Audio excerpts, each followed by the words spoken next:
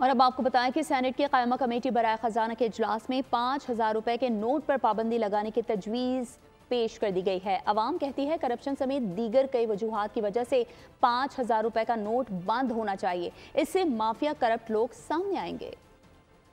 तो अच्छी है ताकि मुल्क से करप्शन का खात्मा हो, लेकिन जिन लोगों ने 5,000 रुपए के नोट जिनके पास वाफिर मकदार में मौजूद हैं, उनके लिए कोई प्रॉब्लम ना हो, उनको थोड़ा सा टाइम मिलना चाहिए। 5,000 का नोट बंद हो रहा है, अच्छी बात है। 5,000 का नोट बंद हो रहा है तो जी बिल्कुल अच्छा फैसला है ये, लेकिन इसके बदले भी नमो बदल दूसरा नोट आना चाहिए क्योंकि करप्शन का वफाक पता चल सके। अच्छा है, इस तरह से पता भी चलेगा किसने घर में जमा करके रखे हैं और टैक्स दिया नहीं दिया।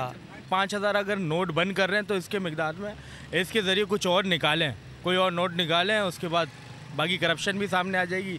कोई फ़ायदा हो तो बताएं मुझे, करप्शन जहाँ है वहीं रहेगी।